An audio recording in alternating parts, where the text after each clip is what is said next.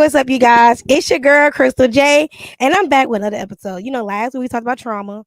This week we're going to talk about trauma again. I hope you guys are ready.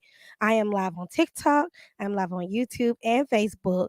We're about to get into this conversation. Please, roommates, ask me questions. Once you watch one episode, you are officially a roommate. Today, I'm interviewing somebody, and we're talking about breaking generational trauma.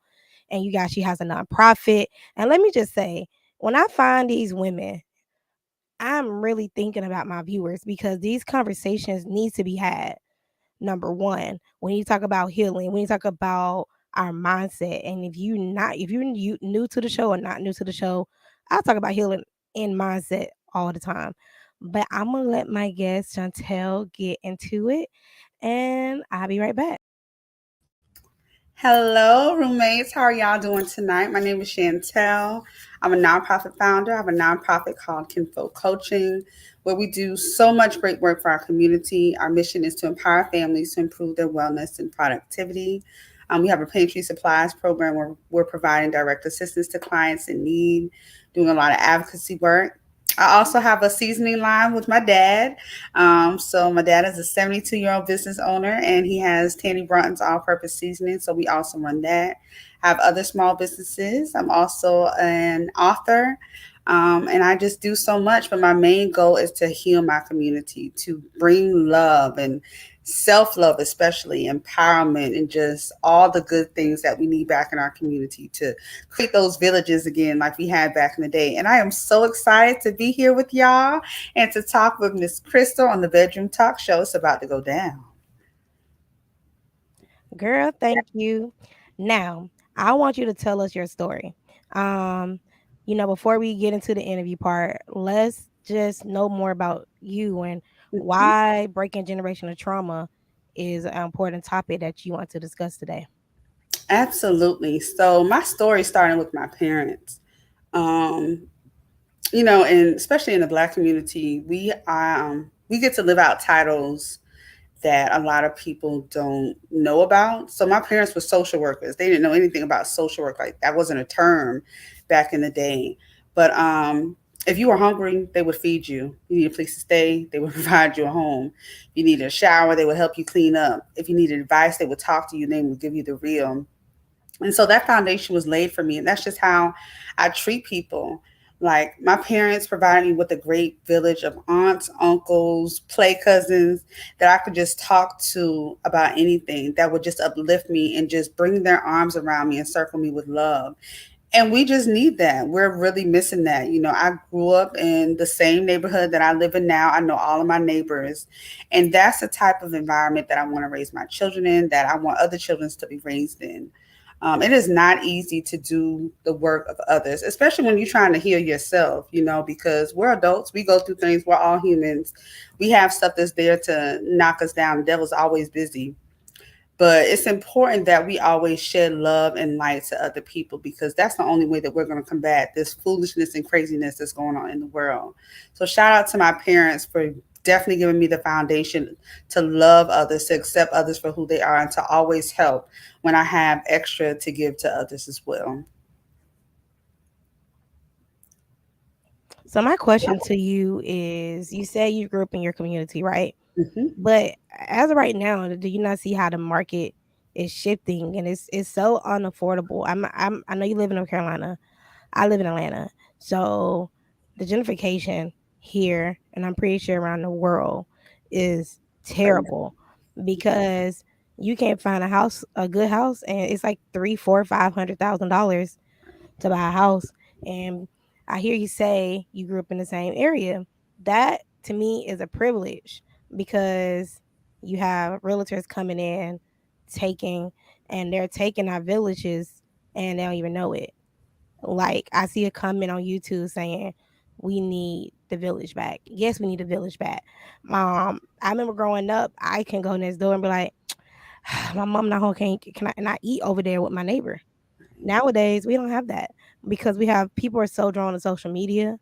They only want to talk to people who have numbers or following. Hmm. It's not about community anymore. I feel like people are so judgmental. So it's hard to break a generational trauma when, like, I'm gonna give you an example. This is a true example. My family had a cookout. My dad body shames me. He didn't realize it was body shaming, but it was. He's like, you gained a lot of weight. Have you ever noticed when you go to see your family, oh girl, you got a lot of weight on you, or you real skinny? They automatically bring up your weight or how much you have changed. Or let's don't say you lost a job and auntie told your business. So growing up in that environment, how can you work on changing your generational trauma? Very good question. For me, I don't play that. I don't play those type of snide comments because we're all adults. Like, yes, I am the niece or the little cousin, but I'm still a grown woman. So you're gonna respect me as a grown woman, and whether it's a dad, auntie, like I'm okay with cutting ties. I have a very interesting relationship with some family members.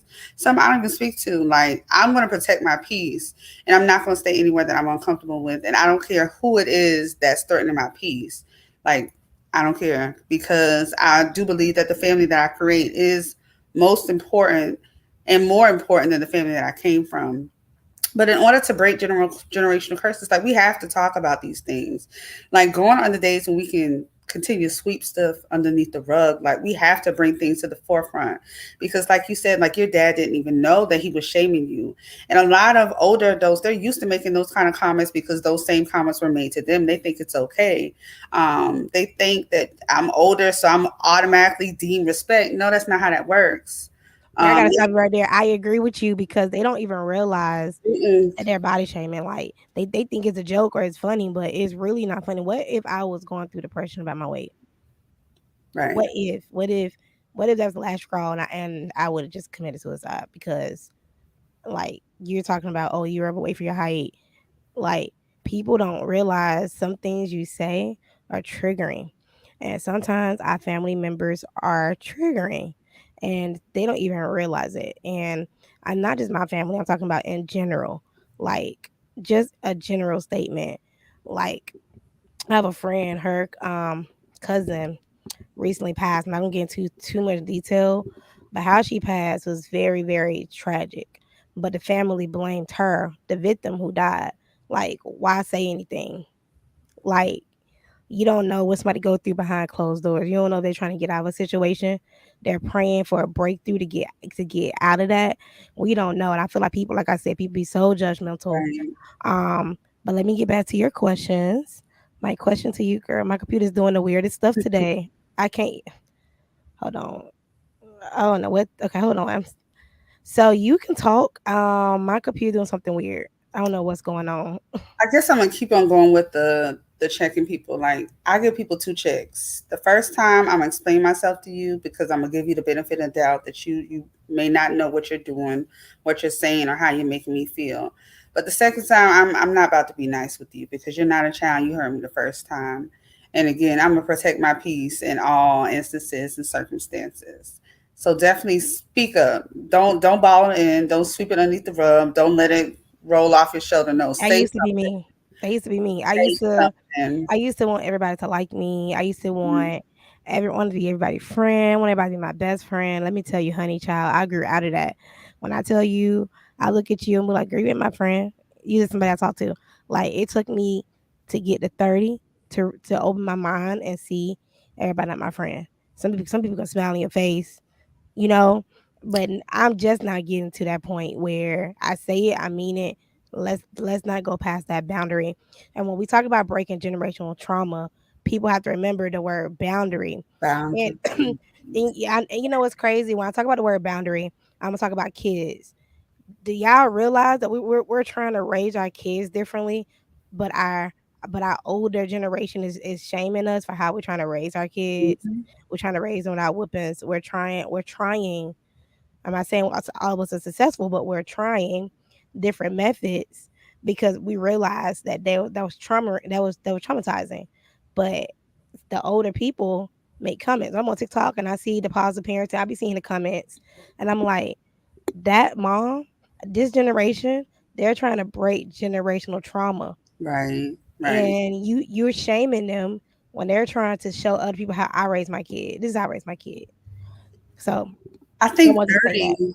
30 is such a beautiful age. Like I was afraid to turn 30. I'm 31. But like 30 just brought so much wisdom and just so much confidence. That's the only word that I can describe because like you said, I didn't always have this voice. Like there was a lot of stuff that I tolerated and I put up with that I knew I didn't want to. But once I reached 30, I was like, you know what? I'm not going to continue to live the life that other people feel that I should be living. I'm gonna do me. And if that means that I have to separate myself from you, then I'm gonna do it because why you commenting on how I'm raising my kids? Are you Girl, financially providing for them? Hell, you don't even want to babysit. So no, you cannot say anything. Like when I tell you you're preaching, like it's 30 is when everything just clicked. yeah, I will remember for my birthday, I went to Puerto Rico by myself for 3 days. In them 3 days, I had the best time of my life. Now the last 3 days, my friends they came in different days, but my first 3 days, I was really trying to understand what I was walking into. I'm leaving my 20s behind. I'm coming into my 30s. And my 30s gonna come with some things that I'm probably not ready for. And I was right. I mean, you already talked off air about the one thing. And right. when I came into my 30s, I was like, oh my God, like, and I started to see things and see people. It's like when you get older, you actually start to see people for who they really are, like their true colors. You like, Yes. you really wasn't my friend. You Yes. you you really was fake, or what you're doing is very traumatizing and you don't even realize it because you're conditioned that way. Like you notice the older generation, they don't really hug like that. Like Mhm. they was raised very differently from us, and our parents try to hug us more because their moms probably didn't hug them like that. No, Like I want the people to actually notice the difference with the parenting over their generations. Like I think every generation has tried to break their generational traumas within their family. definitely, I definitely. Yeah, like when you look at it, like when most people think about generational trauma, they think about teenage pregnancy. It's deeper than that. It Sometimes like, is it's about the mindset. It's about probably somebody being molested in the home and nobody's sweeping it under the rug. And now this person is 29, their kid getting molested, and now they speaking up. That's breaking generational trauma. absolutely. That's an example, and I know that that may be trigger warning for TikTok. That may be too much, but like I tell you guys, I talk about everything on the Bedroom Talk Show. And nothing is too important or not important not to talk about. No topic is too taboo. Like, and one day I will have a whole episode about people being molested, Mhm. but that's gonna take me some time because that rape episode, trigger warning again, that took a lot out me behind scenes. So I'm giving myself some more months to prepare for a big episode like that. My question to you is, sorry, what tips do you have for overcoming generational trauma? Like, what are your tips? Like what have you done in your life to start breaking that trauma? I think people first have to understand that trauma is definitely embedded in our DNA. And that's where a lot of the difficulty comes in with trying to break the cycles that has been literally passed down from generations to generations. I can only speak on the Black community. That's the only community that I'm a part of. But you know, we went through a lot: slavery, Jim Crow, all of those things, and so we were constantly on survival mode. And so one of the things that I had to like release was always being in survival mode. Like I just have to live. I don't want to always have to be on the defense or fight or flight. No, I just have to live. Things are going to happen. I have to logically create a solution to my problems, but I just have to live. I don't want to just live to survive. I want to live, live to enjoy life. And that's the biggest kind of tipping point for me in trying to overcome some of the generational trauma that I have in my family. But like we talked about previously, speaking up, people only know what they know. And if they don't know that they offended you, they're gonna keep doing it, and then you're gonna keep feeling some type of way. Dead it, nip it in the bud. Let Uncle Jimmy know that his comment about you getting your second plate was off the wall. Cause listen, baby, this food is good, and I'm gonna eat. It's here for us to eat, right? Facts. Like, so I'm gonna I eat it. never understood those comments. I'm like, did y'all want everybody to get one plate? Right? Y'all cooked it Like, just for us to look like at it. Like, no, it's here for us to eat, and that's what I'm gonna do. right. I actually agree with that. But I heard you say survivor mode. I'm going to agree to disagree with you on the term survivor mode Okay. because being black in America, we are still in survivor mode. Yes. because we still don't have a law to protect us. We just had a mass shooting in New York that I talked about last week, Hmm. and he purposely killed black people who look like He me. did. So I think the survivor mode is a part of black people DNA because we have to survive. We got bills to pay. We're gonna figure that out. Like we gonna figure like that's what I had to say when you said the word survivor mode because it was a thought in my head. I was like, no, we're always going to be in survivor mode. Now, if you're talking about the stress of being in survivor mode, that Absolutely. makes sense Absolutely. because I know personally when I get pulled over by a cop, I don't know about no other race. I I don't do anything illegal, but I immediately get nervous. I Yes. immediately pull out my phone. Palms I start immediately sweating. Oh, my Yeah. palms don't sweat. I be ready. I Yes. I be ready for the shits. I know you like what? I have my phone. I record. I don't go live. I record it so it can be in my cloud. Because I don't need Facebook or no That's social media to take smart. it down. That's very And smart. I'd be like, so what you pulling me over for? And I don't let my window all the way down. I let it down so much, but that's why I said survivor mode is is part of us as Black people. It Um, is, but we have yeah, to acknowledge that stress kills. So, we're black. We face adversities that a lot of other races and ethnicities will probably never face. But we also have to realize how to release some of that stress, how to release that anxiety because building it up, it's like a balloon. You're gonna blow it up but so much and then it's gonna pop. So we as black people, we definitely have to take extra steps to provide fact, ourselves with self-care, self self-love, care. and to remind ourselves that we are always worthy and valuable because the world don't tell us none of that stuff. They don't. They try to stereotype us. When Absolutely. you see a young black king or young black queen get murdered, I'm gonna call it what it is, get murdered by the cops or whatever. The first thing they do, the media does, is they try to find the negative things about that person Yes. versus saying, "Oh, there was an advocate in the community. They did this." That's the first thing they do. They call us thugs. When I see a young black king or queen get murdered by the government, the first word that come to their mind is thugs, Right. and or they smoke weed. Weed don't kill nobody. Alcohol kill more people than weed. Yes, If we really want to be facts, speak on it. like, but and we not the only race that smoke weed, but because we are black, that's the first thing they do. So the media is also to blame for us being in survivor mode. I agree. The media is terrible. I wish it was a news channel that just did positive news, not negative news. I guess it's so draining. That's why I don't watch the news like that because it drains my soul. I'm like, darn. But I do watch it enough to know what's going around me.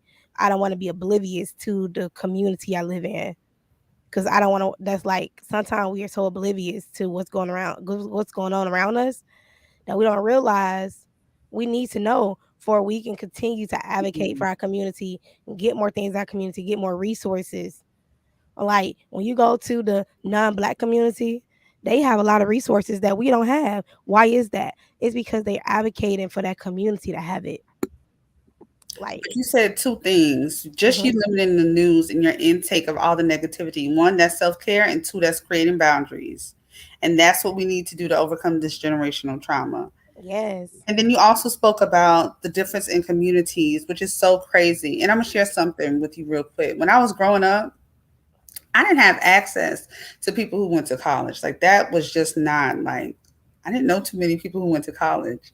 Um, I didn't know that there was these majors. Like I didn't know all of this stuff. And it's so important that we pour into our children all the things that we missed out on. Like I talk to my kids about majors. I talk to my kids about science fields. I didn't really know the difference between a nurse and a damn doctor. Like nobody sat me down and broke that down. no, I never knew that either. Like I did not know that there was like a difference in them. I didn't know like the doctor got paid so much more when the nurse is sitting here doing all the work. Like I didn't know this. And so I intentionally try to pour that information to my kids and all kids that's around me. Because if your kid by me, they mine. Like that's just how I am. So it's so And that's all important. about the village. That's Absolutely. all about the village right there. Absolutely. If your kid around me, he mine. I'm gonna treat him like he mine, and we all one big family when we together. We have to But get that village mindset you back. have That's to, the you difference have between to. our generation and my parents' generation. They was all about community. They was all about when you need some flour, go in the store. Just in general. My parents never did that, but just having that relationship with your neighbors. You never know, somebody may try to break in, and they can take a picture, call 911, and describe that Right. person. So my question, because you brought up stress, is how do you cope with stress? Sundays are my day off. I'm not a daughter on Sundays. I don't work on Sundays. I'm not a mom on Sundays. That is my time. Kids, y'all go with your daddy, go with your granddaddy. Like that is my time. Like I have to de-stress. I I'm a am social dead. worker. It is so hard. And I think people underestimate like the mental toll that this field takes on you because we see so much. We go into the same communities as cops go, but we don't have badges. We don't have cops. We don't have backup. It's such an emotionally draining field. I love what I do, but I have to take time for myself.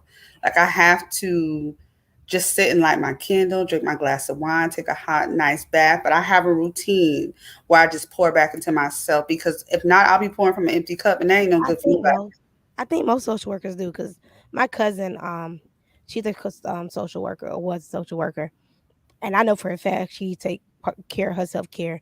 And Got you to. talk about Sundays not being a mom, girl.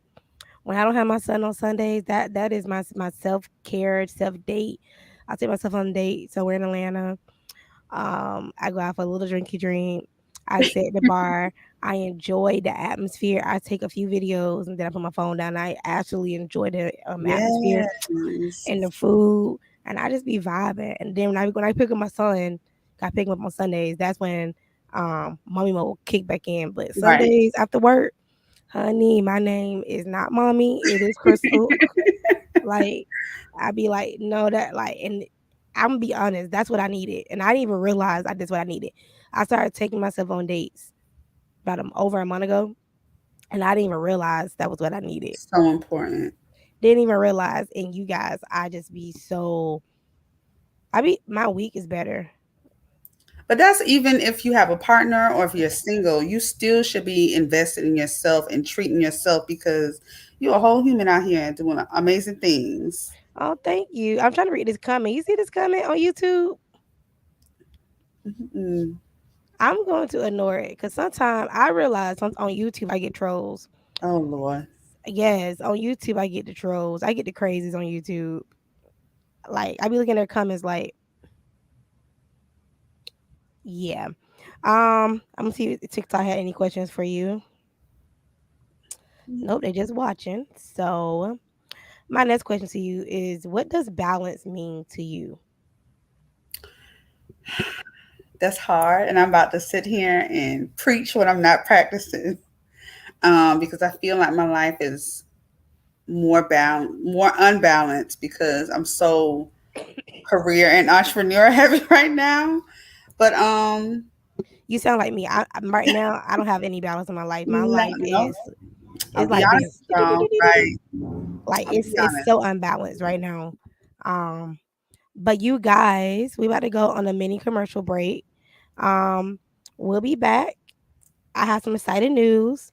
Stay for the commercial, and I'll be back. I'm your girl, Crystal J, and I'll be right back. Bye, roommates. Guess what, roommates? Now you can go to Amazon store and download the Bedroom Talk Show. Yes, you heard me right. The Bedroom Talk Show.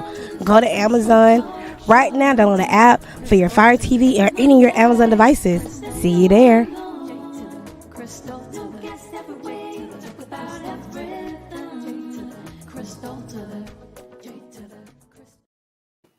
Now, how dope is that?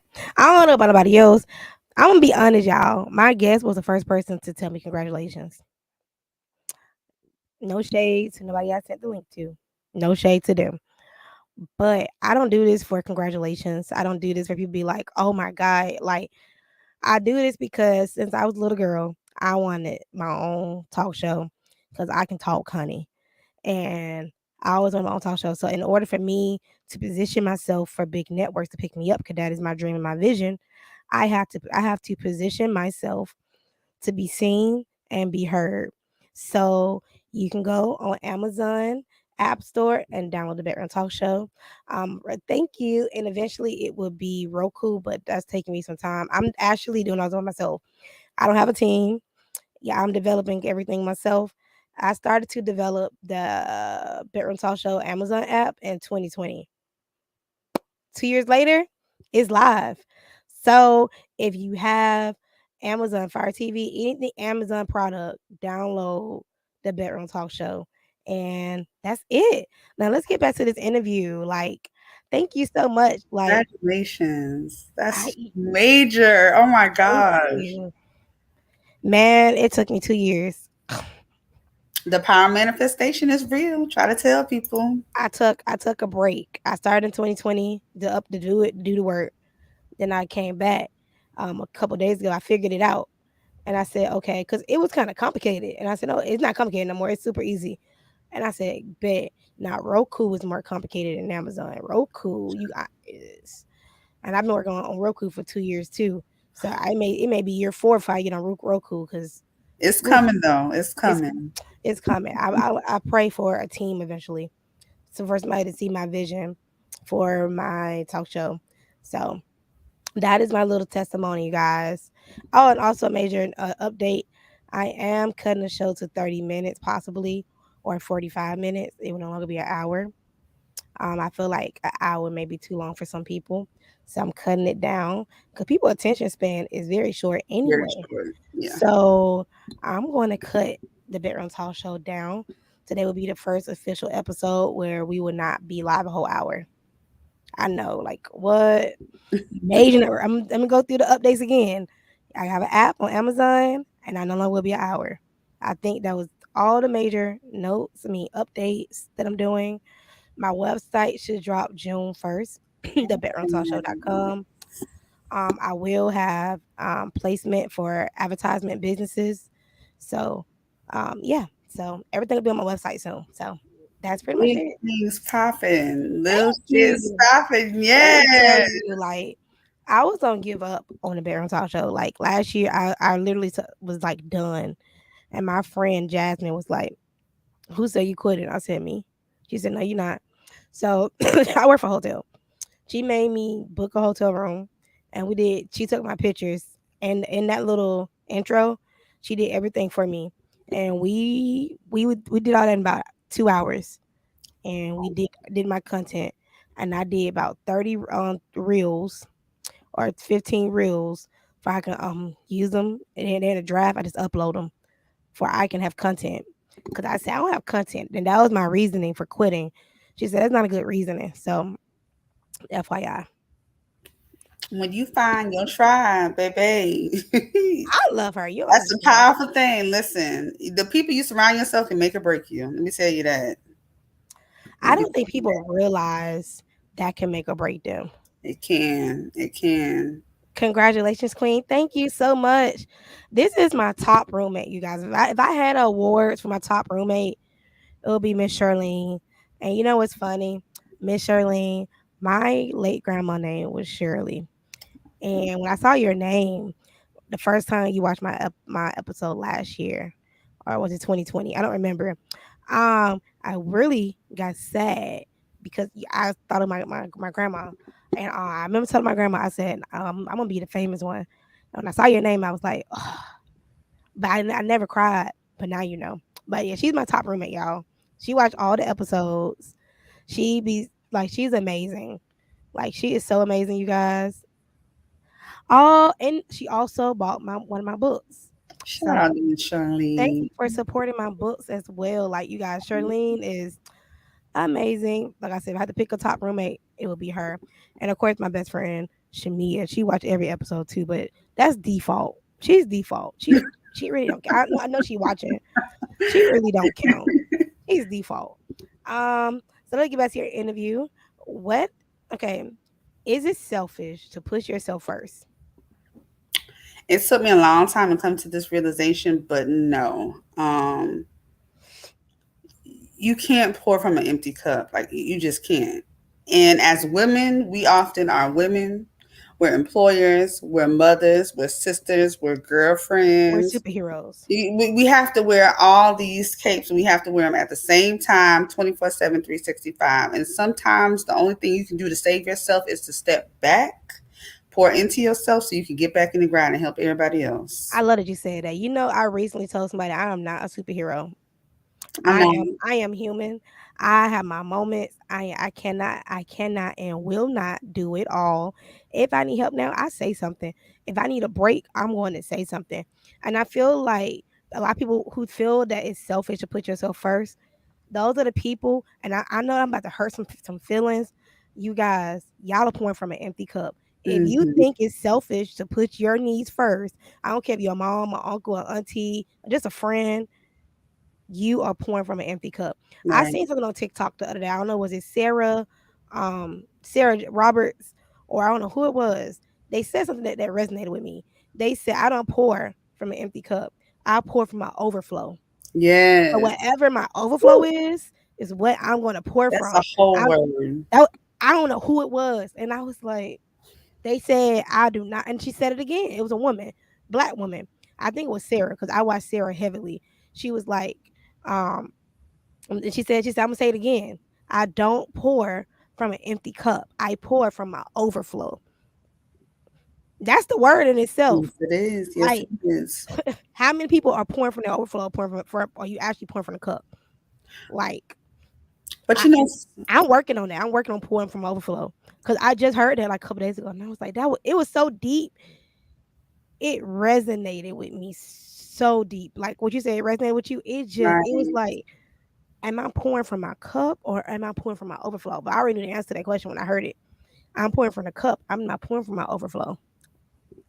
I have to share, like, I know a lot of times people will say, oh, you're just a stay at home mom. You can't be tired. You can't be exhausted. We don't compare struggles anymore. Like, we're not going to do that. It is 2022. The way somebody else handle what they got going on is not the same way you're going to handle what you got going on. If you work 12-hour shifts and the other person work a 4-hour shift, y'all both can be tired. We're not about to compare who got it worse and Oh, girl, we're not going to do that. I had to stop No. you mid Mm-mm. sentence. I wasn't trying to cut you off, but that's a word in itself. I'm a stay at home mom, because everybody know my kid has autism, but I only work the weekends. They be like, you shouldn't be tired. I be looking like, you don't know what I go through. How you make Right. money? And I'm like, why are we so invested in other people versus Yes. working on ourselves, working on our healing, and working on our mindset? I say this every week, working on our mindset. And when you said that, people really be comparing their traumas to each other, like, ooh, girl, well, mine was. I used to do that. I had a friend who was bullied. I was bullied. My bullying, I can write a lifetime book, movie, how Mm. bad it was. So she was telling me her story. I told her my story. She said, "Oh, mine wasn't as bad as yours, but you still went through your trauma, Right. and you still was bullied. We may then go through the same stuff.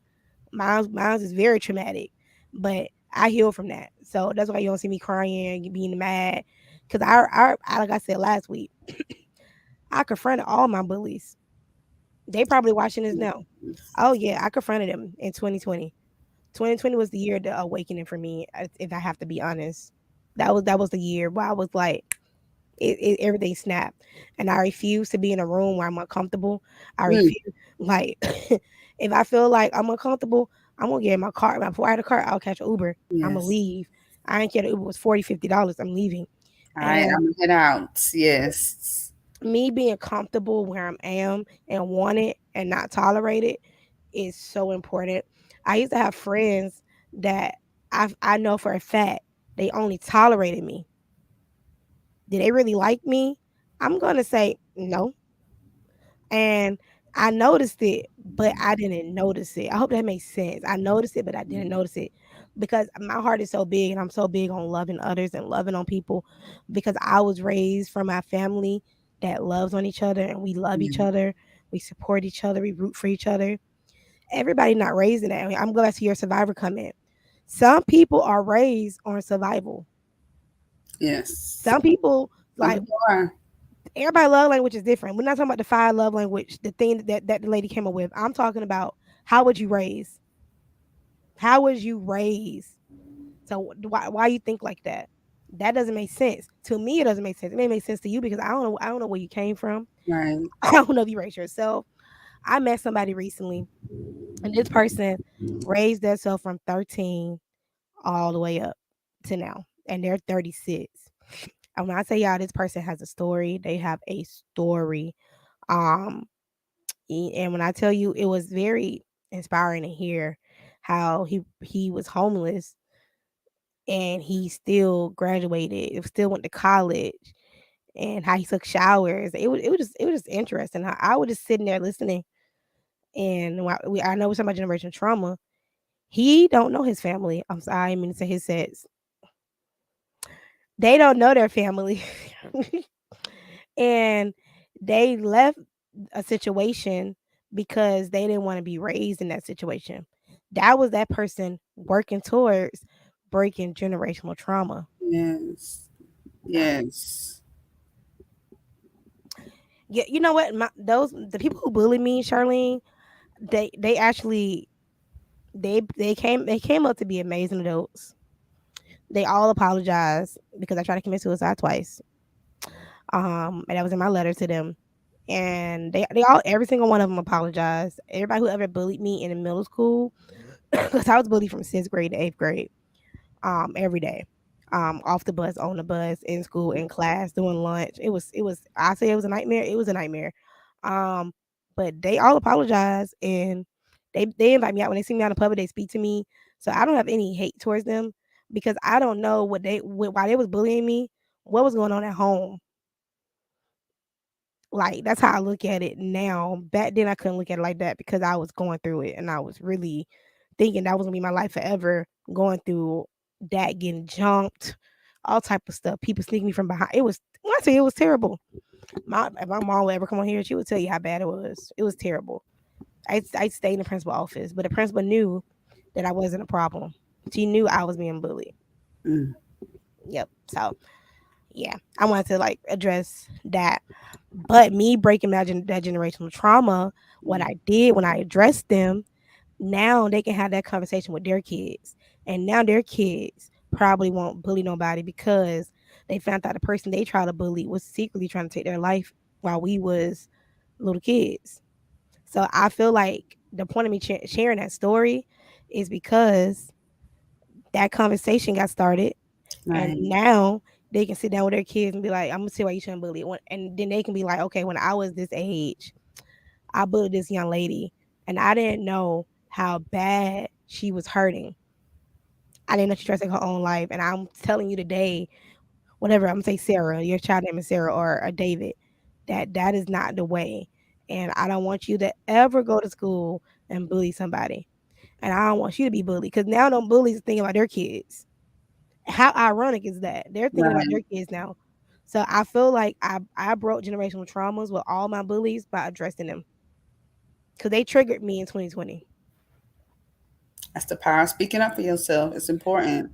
Girl, I It's told you hard, but it it's took me to important. 30 to get to the speaking up because speaking up looks different for everybody. Like some I'm not gonna lie, I still struggle with speaking up. Sometimes I just let things slide. I am human.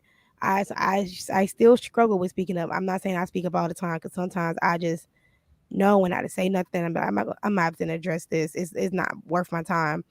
Like it's something I want to address so bad, but I know it's not worth my time or the energy. So I don't actually speak up all the time. I'm very open and honest on my platform with my roommates, but I actually don't speak up all the time. So See, I probably speak up too much. I'm gonna say something. Listen, because for me, it's like when I go to sleep and I wake up, it's a brand new day, a brand new opportunity. So I want everything to go to bed with me so I can start fresh the next day. So I gotta address it, and I probably should let more things roll off my I, bag.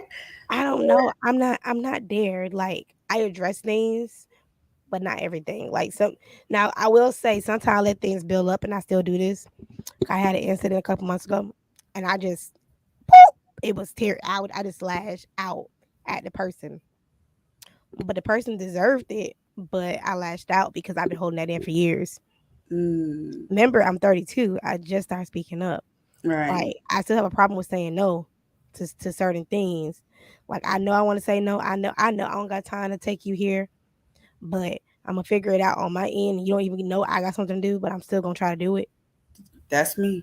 That's And I don't me. know why, but I still do the same thing. And I'm like, okay, I'm gonna try to figure it out. And you don't even know what I'm going through, or I don't even ask you for gas money, but you should give me gas money because I Right. need it. Like, I am not the best advocate for speaking up, y'all. Like, speaking of autism awareness and talking about Black Lives Matter, yes, I'm your girl. But beyond speaking up, I am not your sorry, I am not your girl. So so I see this coming very powerful. Thank you for inspiring us all. Yes, you're so welcome. My goal with the Bedroom Talk Show is to inspire, empower, and share young people's stories and share other people's stories because everybody have a story that needs to be heard. I Hmm. have a story, you have a story, your daughter have a story, your neighbor have a story, that that clerk have a story. Jeff Bezos, his scamming self got a story. And he's not a scammer, y'all, but I'm just saying he has a story too. Like he started in the basement, right? Yes, he So did. like we all Yes, have he did. stories that deserve to be told. We all everybody in this world have something that need to be told. That's why I hear people to write books. Writing books will open up so many opportunities for you. People don't even realize it. And speaking of writing books, before we close this episode out, did you guys know? Fun fact about my guest. Did you guys know she wrote her first book at 12? Yes, yes, yes. I did. Is that book still available, or would you ever go back and re-edit it and have it from an adult point of view, or are you just gonna keep it as is? It can be like a I would second edition. probably keep it as is because I like to see my growth. Writing is so therapeutic. Like I didn't It have is. a lot of people to talk to about certain issues that I was going through because I always felt like, oh, nobody else is going through this. Nobody will understand. So I like just wrote. I shared my thoughts. I love poetry. Me The too. first book was a book of poems. So I love poetry because it's just a way for me to express my emotions and get my emotions out there. It's a way But to no, release. it is. It's such a powerful tool. It really is. That's another reason why I like music because music to me is poetry. I love to like Music really is nothing but hear poetry. it. Like I That's used to, all it is. girl, I write. I'm a children's book author, but I'm working on my first novel right now, and I'm releasing some things in this novel, y'all. It's gonna be so juicy. It's Ooh, for my adults. And I'm gonna tell you, I love writing. Writing is the best therapy. Well, not the best therapy, because I'm going to be honest. Take it but the therapy. Um, please. I'm looking. I'm still looking for a therapist in Atlanta area. So Okay. DM me if you know one. Um, because we already know what happened with my old therapist, and that was trash. But writing, besides therapy, is very therapeutic for me. Mhm. When I write, I release pain. I release trauma. That's why I say my newest thing I'm working on is this novel. It is not easy to write a whole adult novel Mm-mm, it and ain't. keep our attention. Like my friends have been reading it and they're like, "Oh, it's getting good." I'm like, "Great," but my brain got to take a break because I got to make sure it makes sense. Right. It got to flow into each chapter, and I'm just on chapter 7 right now. So yeah, just 6,000 words in. I've been working on this for like 2 months, or yeah, 2 months. Yeah, I six have a great thousand words in. editor when you get to that point. You got an editor? Yes. Yes. Okay. Okay, off air, I'm gonna ask you Yes. because I editing is the got you. most expensive thing when it comes to novels. I have a great editor for you. Okay, perfect. But tell them don't take all my ebonnets out. It's not supposed to sound like, "Hi, my name is," but like, "What's up?" Mhm. Like, Right. I.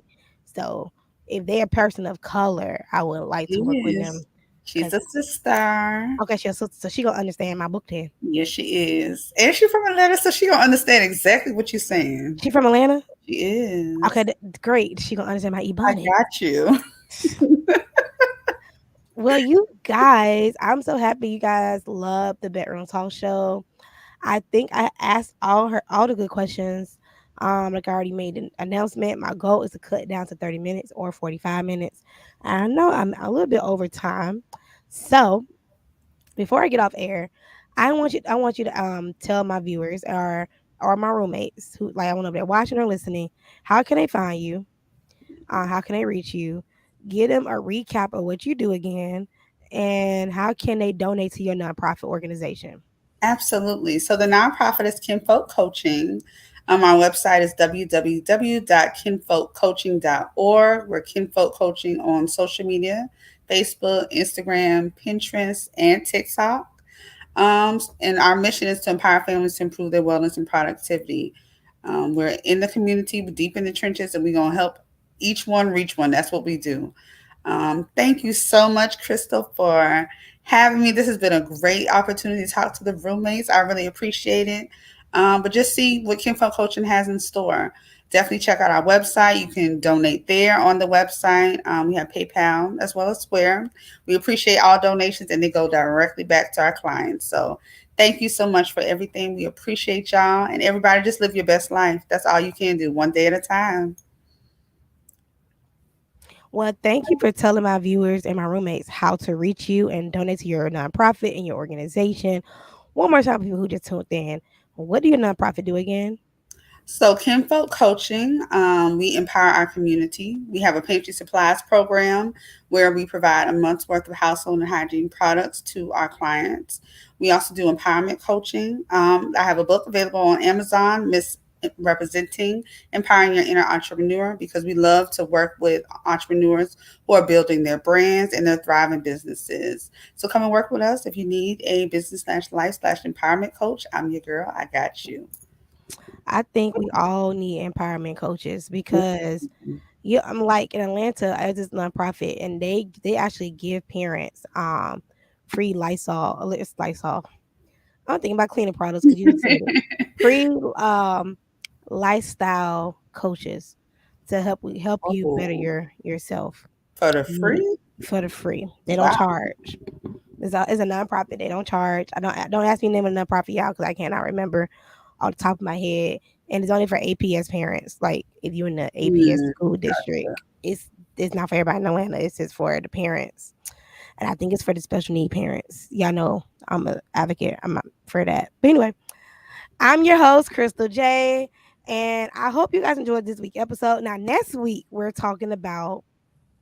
I don't know if you want to know. We're talking about a little bit of sex.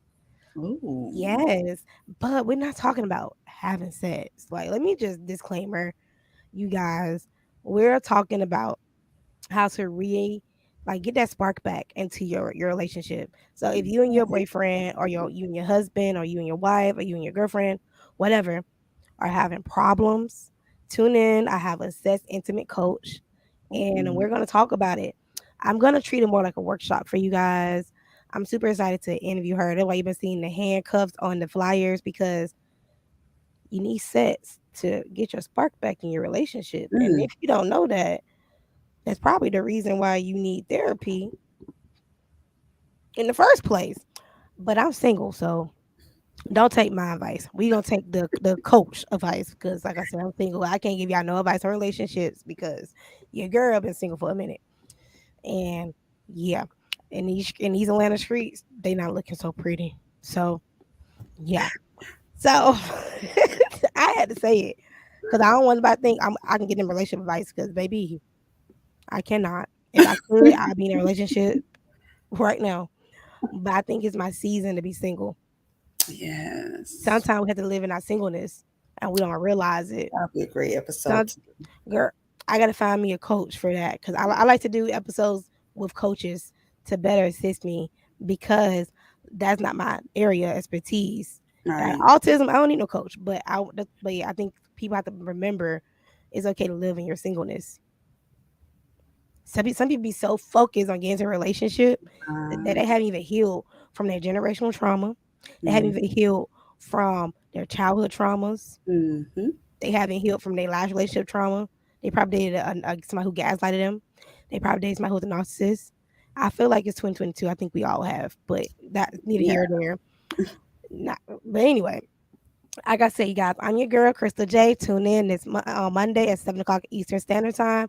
Download the Bedroom Talk Show on the Amazon app.